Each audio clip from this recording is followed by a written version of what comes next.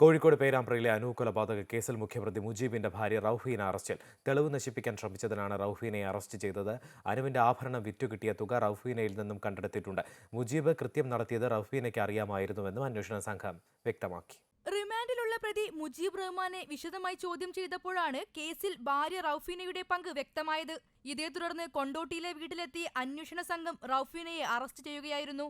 കൊലപാതക സമയം മുജീബ് അനുവിന്റെ പക്കൽ നിന്നും കവർന്ന സ്വർണം വിറ്റുകിട്ടിയ 1,43,000 രൂപ റൌഫീനയുടെ കയ്യിൽ നിന്നും അന്വേഷണ സംഘം കണ്ടെടുത്തു.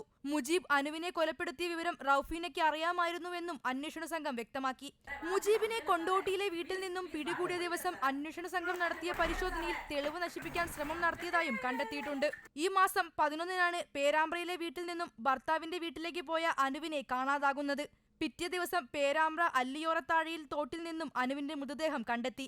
മൃതദേഹത്തിൽ നിന്നും ആഭരണങ്ങൾ കാണാതായതും ആളുകൾ അധികം സഞ്ചരിക്കാത്ത ഉൾഭാഗത്തെ മുട്ടുവരെ മാത്രം വെള്ളമുള്ള തോട്ടിൽ നിന്നും മൃതദേഹം കണ്ടെത്തിയതും ദുരൂഹത വർദ്ധിപ്പിച്ചു. തുടർന്നു നടത്തിയ അന്വേഷണത്തിലാണ് കൊടും കുറ്റവാളിയായ മുജീബിനെ പിടികൂടുന്നത്. അമൃത ന്യൂസ്, കോഴിക്കോട്.